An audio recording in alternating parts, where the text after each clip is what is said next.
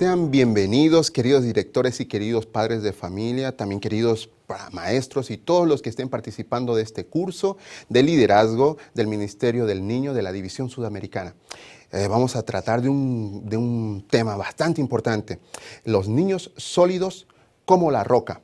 Este tema va a ser dividido en tres fases. Vamos a tratar la primera, después la segunda, la tercera, obviamente, pero queremos que usted piense, mediante desarrollamos este estudio, que es bastante importante que usted tenga una relación directa con los padres y con los maestros, entre padres y maestros. Comenzamos con una pregunta, o con no una pregunta, una afirmación, algo que afirma, dice, devuélvela. Cuando viene a mi cabeza esta palabra, yo pienso que algo no es mío, algo lo encontré quizá, o algo estaba por ahí, o algo me lo prestaron.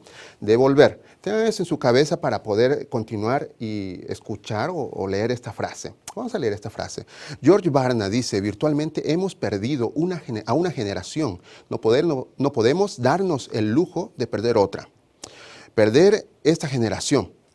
¿De quién es la responsabilidad? ¿Es tuya? ¿Es de la iglesia? ¿Es de los padres? ¿Es nuestra? ¿Es de la organización?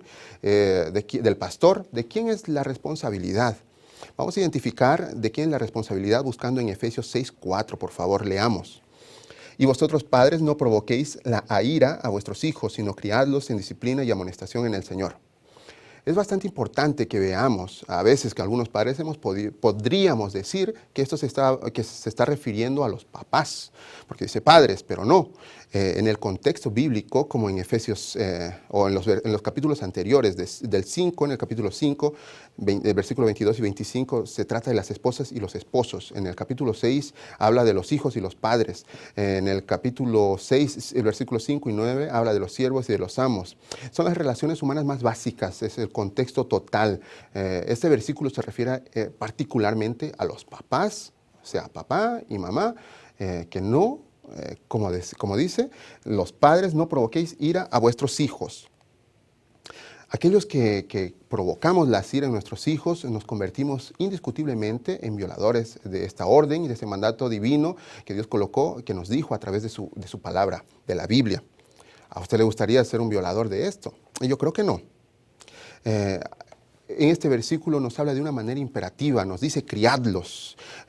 No está hablando de un sentido pasivo, sino que usted tiene que hacer algo. Los padres no pueden delegar esta responsabilidad y pensar que al pagar la escuela, que al pagar las clases de inglés, las clases de música, las clases quizá de canto, yo no sé, o pagar el gimnasio, o pagar las clases de fútbol, o pagar la escuela, o llevarlos a la iglesia, estamos cumpliendo con esta responsabilidad. Los padres tienen que tener una actitud constante, como hemos dicho, activa, no pasiva, pero no pueden delegar de ninguna manera esta responsabilidad. Y muchas veces delegamos esta responsabilidad inclusive a las escuelas y a nuestras iglesias, cosa que no debería ser así. Muchas personas o muchos padres pensamos que al hacer esto estamos haciendo bien y que no necesitamos hacerlo en casa. Queridos maestros, queridos directores y amigos que nos están visitando, piense que esta responsabilidad de crear la estructura espiritual de cada niño es responsabilidad exclusivamente de los papás, ayudados por otras personas que veremos más adelante. Los padres deben criar a sus hijos dentro de los límites o paredes que provee el Señor, donde es seguro, es saludable, es un lugar bello y maravilloso, para que crezcan estos niños. Cuando pienso en esta frase, me hace pensar como si yo estuviese en un lugar y mostrándole a mis hijos, mira este campo bonito, un jardín con plantas, con flores, todo bien arregladito, y decirle, esta es tu herencia. Al criar la vida espiritual de nuestros hijos, al permitir esa estructura, estamos haciendo eso, estamos dejándole el mejor y el mayor legado que podríamos dejarle. Muchos padres cristianos han abolido su responsabilidad y muchos de quienes trabajan con los niños han dado bienvenida de brazos abiertos. Debemos regresar esa responsabilidad. Querido maestro, querido director, no es responsabilidad de los directores o de la directiva o de la iglesia crear una estructura espiritual en nuestros niños. Esa responsabilidad es única y directa de los padres. Tenemos que, de cierto modo, deshacernos de esa responsabilidad por lo siguiente. En el proceso de estudiar el tipo de papás que existen, hemos podido identificar algunos, que hay algunos que son los no conscientes y los no preparados. Otros, los que no están dispuestos y no son salvos. En este primer grupo se encuentra la mayor cantidad de padres. A veces nos encontramos en el carro o ya saliendo de la iglesia y de repente vemos que le preguntamos a nuestros hijos, ¿y qué estudiaste hoy en tu escuela sabática? Y el niño le dice, mira, papá, yo estudié sobre Juan. Y de repente tú le dices, qué bonito, y nosotros estudiamos sobre Pedro. Y de repente la charla termina ahí y concluye y nadie sabe qué decir porque ni el padre ni el niño saben cómo responder a aquella interacción. El papá no sabe cómo complementar aquello que el niño ha aprendido y el niño obviamente quizá porque es más pequeño los conocimientos que él tiene tal vez, digo tal vez porque algunas veces inclusive los niños pueden responder más cosas que los papás, pero básicamente el niño tal vez no podría tener esa relación de aprendizaje en su casa y no podría compartir con sus papás. Por eso por eso decimos que esto es lo más común que se repite en nuestras iglesias. El ministerio a favor de los niños y los adultos debe estar integrado. ¿Ok? Tenemos algunas soluciones para esto. En este medio, la iglesia cumple un papel fundamental. Vamos a leer algunas soluciones. Tenemos que incluir en el boletín de la iglesia puntos de discusión sobre el sermón que pueden usar los padres. Mantener a los padres conscientes de que lo que aprenden sus niños en la escuela sabática o en el programa para niños. Proveer a los padres algunas ideas y pensamientos sobre cómo pueden comentar en casa con sus hijos. Proveer seminarios de instrucción a los padres durante los fines de semana. Este tipo de padres de no dispuestos y no salvos. Los no dispuestos y no salvos es bastante peculiar. Es el modo en que la iglesia ministra a favor del niño y luego del niño, a través del niño, al papá o a los papás. Esto se da como que cuando los niños van a la iglesia por algún amiguito o alguien, algún familiar los ha llevado, pero los padres no tienen una relación directa con la iglesia. Y de este modo la iglesia también cumple un papel fundamental ayudando o dando las herramientas necesarias para que el niño pueda de cierto modo evangelizar a su papá. Y tenemos aquí algunas soluciones que las vamos a leer rápidamente. En este caso, quienes trabajan con los niños deben actuar, como dijimos. Comuníquese regularmente con los padres e incluya un mensaje para que los padres compartan con sus hijos. Llame por teléfono a los padres y al llamar, dígales, alabe a sus hijos. Pues qué bonito es sentir que los niños, cuando tú le llamas al padre con el maestro y está hablando, ¿sabe qué, señor Gómez? Su hijo es un niño bastante atento, bastante cuidadoso y él siempre participa. Estoy orgulloso de que su hijo sea mi alumno. Qué bonito. A ver, vamos a leer otras soluciones. Invite a los padres a las aulas de enseñanza durante toda la sesión o en los últimos minutos a fin de que escuchen al final de la lección. Tenga celebraciones e invite a los padres.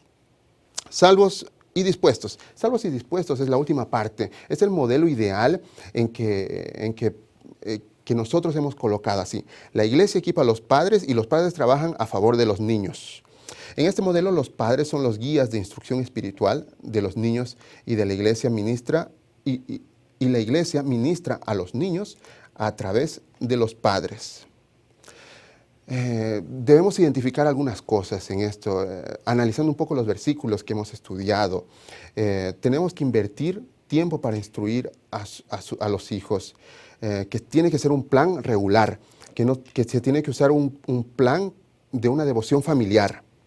Y sería bueno colocar algunas frases en las cabezas de las personas, de nuestros hijos, unas frases que sean estructuradas, que él piense y que medite de que aquello no fue inventado, sino que simplemente que el papá pensó en decirlo. Por ejemplo, que el papá le diga o que los papás le digan, aprender sobre la Biblia es lo más importante que se puede aprender. La Biblia dice totalmente la verdad. Poner en práctica lo que se ha aprendido en la Biblia te liberará de muchos problemas. Y esta es la cuarta que más me gusta. Dice, qué bonito sería escuchar a tu papá y que diga, nuestra familia ama la Biblia.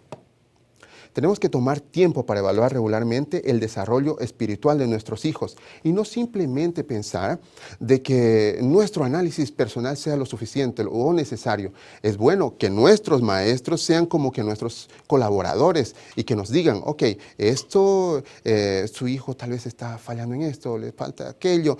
Y es bueno que maestros y padres de familia tengamos una relación, una comunicación muy directa para el futuro o para la mejor enseñanza de los niños. ¿Dónde estás? ¿Te has encontrado en el primer grupo, en el segundo grupo, en el tercer grupo?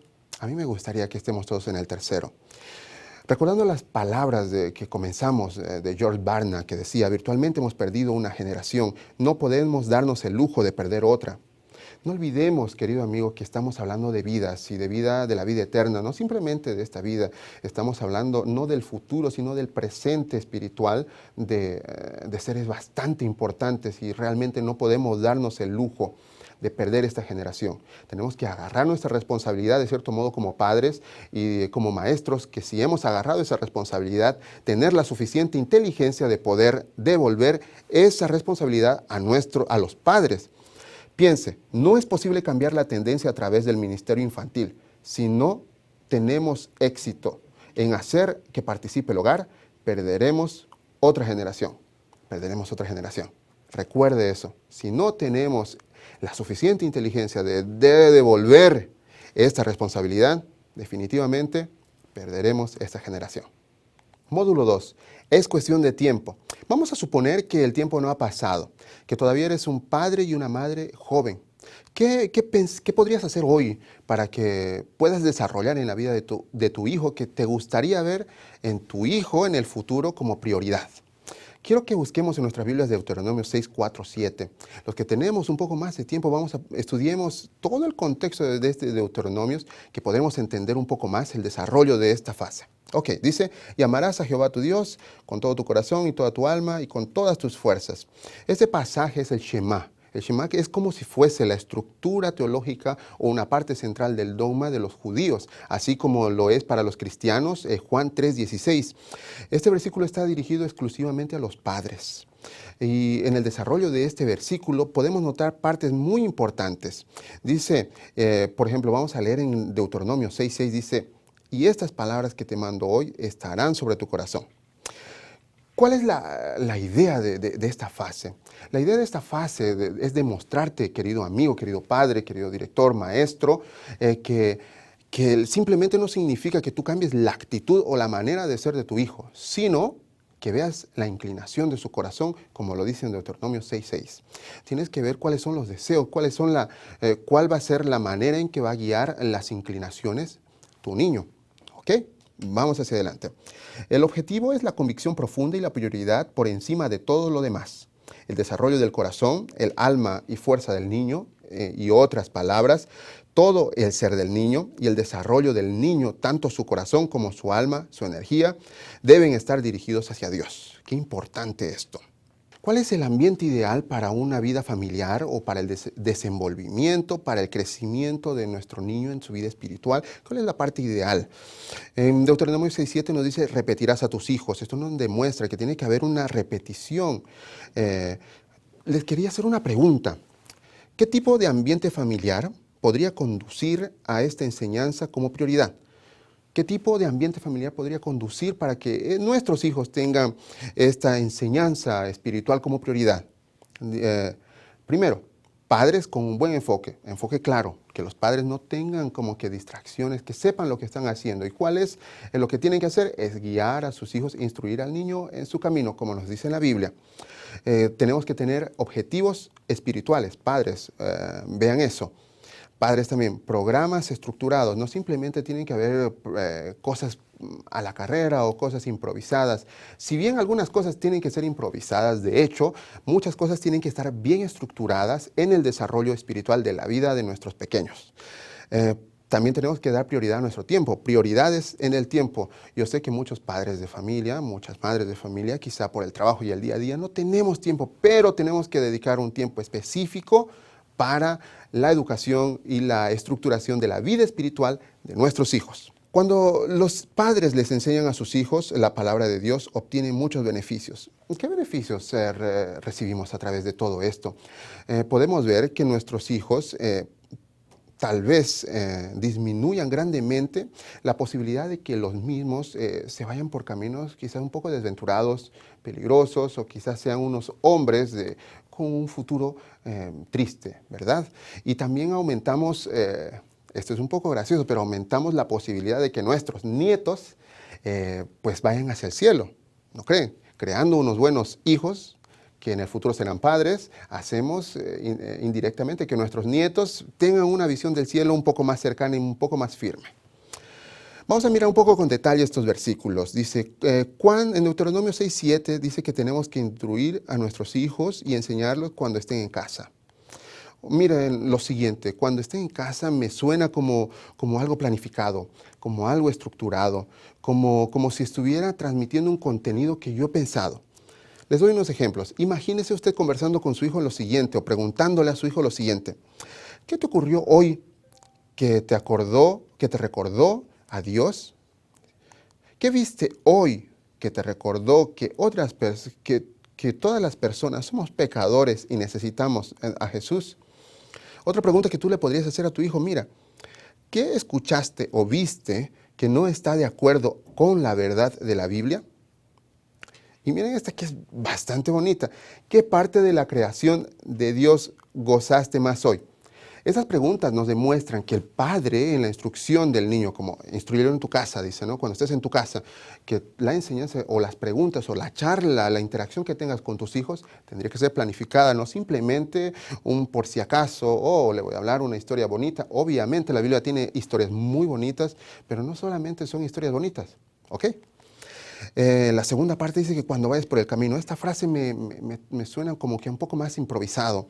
Algo pues bien, cuando esté caminando en el día a día, en el cotidiano, no simplemente decirle, mi hijo, hoy voy a enseñarte algo que cambiará tu vida. No, sino simplemente estoy jugando a la pelota con mi hijo, o quizá estamos comiendo, o quizá estamos en cualquier momento, o inclusive quizá viendo algún programa en la televisión, o quizá en un momento cualquiera que fuera, en el carro, y le charlamos. Y instruye al niño también cuando estés en tu día a día, en tu cotidiano, ¿verdad? Un hogar saturado de la palabra de Dios tendrá una enseñanza equilibrada.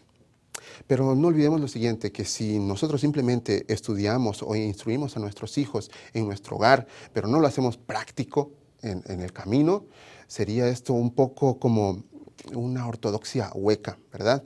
Y lo mismo pasaría si fuese al revés, si simplemente todo es improvisado y mostramos el amor de Dios, aunque es bueno, el amor de Dios es muy bueno, pero si lo mostramos de una manera improvisada, sin planificación, nuestro hijo tendría la tendencia a crear un pensamiento relativista, que también es bastante peligroso. Y al final de esta parte que nos dice, al acostarte y al levantarte, en Deuteronomio 6:7, a mí me hace pensar, no sé si a ti también, el hecho de hacer una reflexión, de comenzar el día repitiendo alguna parte de la Biblia, instruir al niño o el aprendizaje de toda esta estructura religiosa o la estructura espiritual para nuestras vidas es importante. Lo hemos dicho en nuestra casa de una manera bastante formal quizá, estructurada, en el día a día, en el cotidiano, pero también hacerlo como que en la mañana, en la noche, cuando llego de casa, antes de salir a la escuela. Un hogar saturado de la palabra de Dios practicará un estilo de vida consistente y continuo.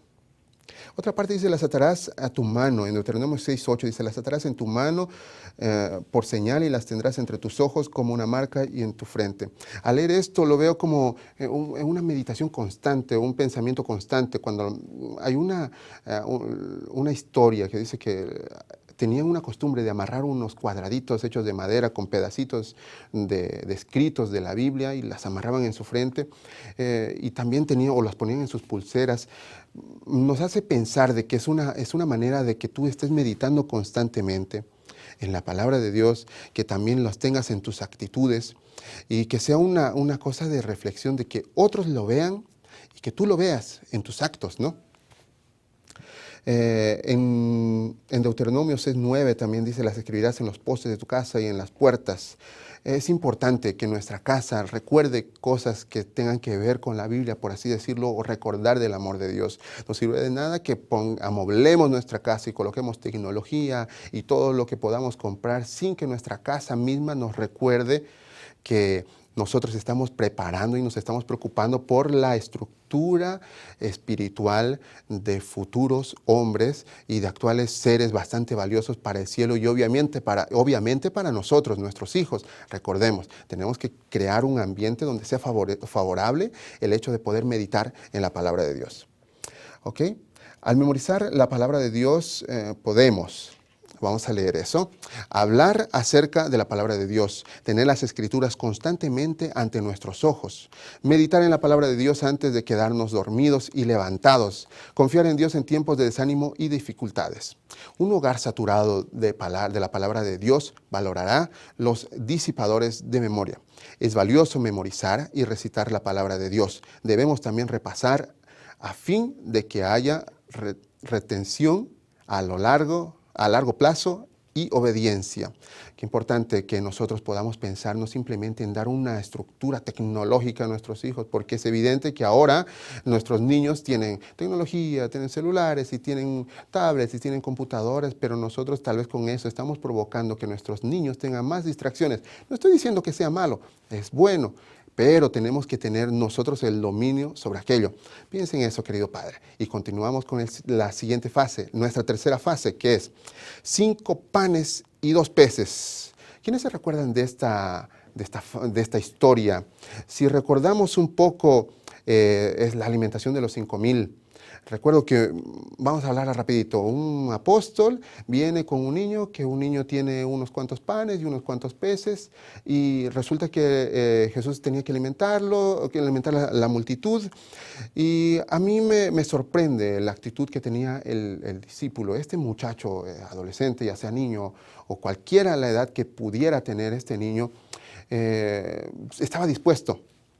Y lo que podemos ver en esta historia es que el niño sí estaba dispuesto, pero también podemos ver a un trabajador que tenía como que menosprecio por la cantidad de panes y la cantidad de peces, pues él estaba diciendo solamente tiene unos cuantos peces y unos cuantos panes, pero Jesús pudo agarrar todo aquello que el niño había traído y hacer aquel milagro.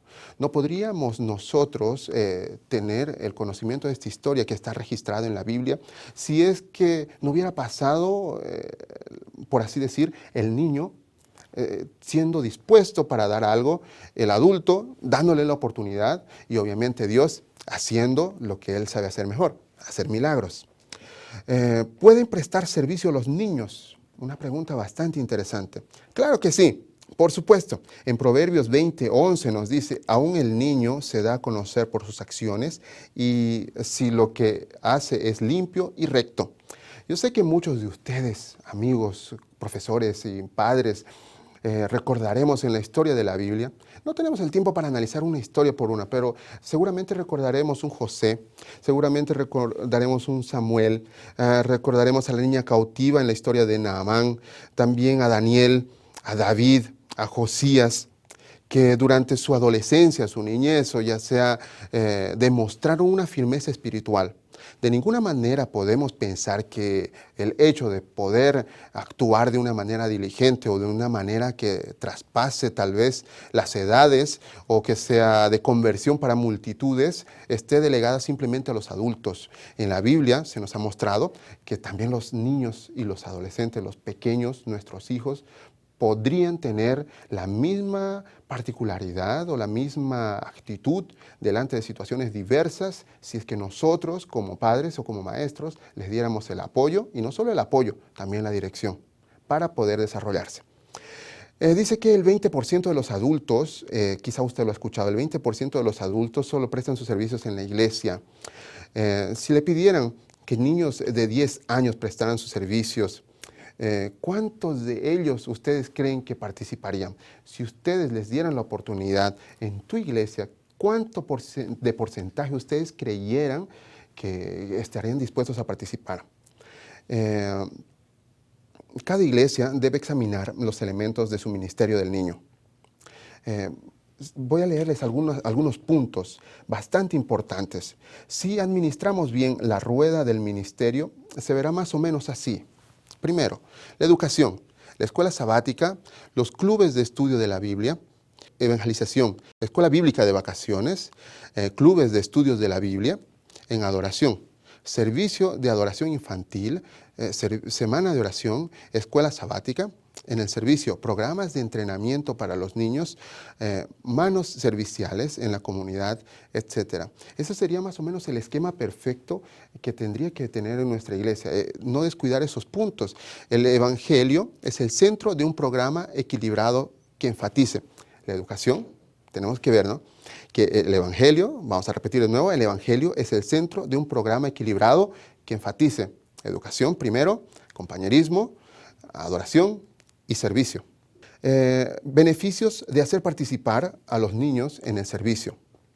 Primero, la relevancia cuando los niños prestan sus servicios aplican a su fe. Es importante que cuando nosotros permitimos a nuestros niños que participen en lo que supuestamente ahora es un mundo de los adultos, los niños crecen con una identidad y esa identidad es bastante importante. Un juego real en vez de un juego virtual. Es importante que nosotros veamos esa diferencia, ¿no? Los niños cuando participan realmente ya están como en el campo de la batalla real, no simplemente una mera teoría. La aceptación. Cuando los niños sirven, se sienten parte de la iglesia. Es importante ver esto porque generalmente nosotros pensamos que los niños son están en un espacio, un cantito allá y nosotros aquí los adultos, pero no, tendría que haber una integración controlada y bastante valorizada por los adultos y la participación de los niños es demasiado importante para ellos y también para nosotros. Beneficios de hacer participar a los niños en el servicio.